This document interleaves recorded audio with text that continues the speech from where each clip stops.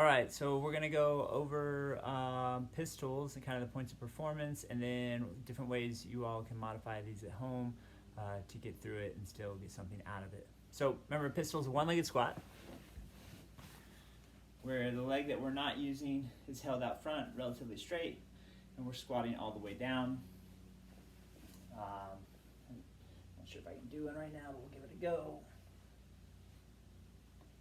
All the way down, and then all the way back out. So the main points of performance are making sure that the heel that we're using stays firmly planted on the ground. So the tendency will be for the heel to kind of pop up and for us to roll into our toes, which kind of looks like this.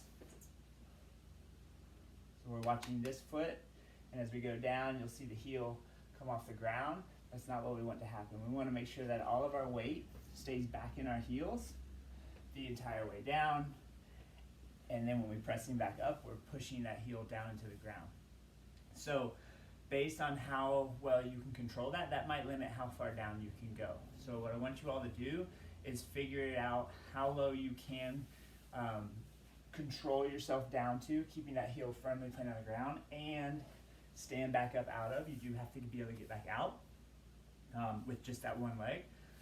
So you can give yourself like some sort of a butt target. It could be like a chair, something like that. You want to have it just pretty much right behind you, because when you do these, you are going to be leaned forward. You're not going to be upright or anything like that. You are going to be leaned forward, and it does help to reach for your front toes.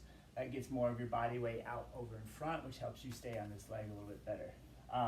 But you can give yourself a butt target. So going down, just making contact with it and standing back up. It doesn't have to be a chair.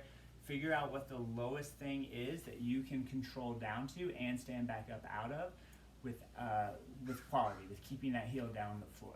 Try it on both legs. Oftentimes one leg will be better or worse than the other. So you may be able to go a little bit lower on your right versus your left, or vice versa.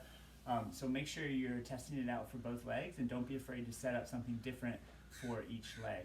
Really dial it in here. So you're gonna make sure you take enough time to figure out what is challenging you for the given day, and again, going as low as you can.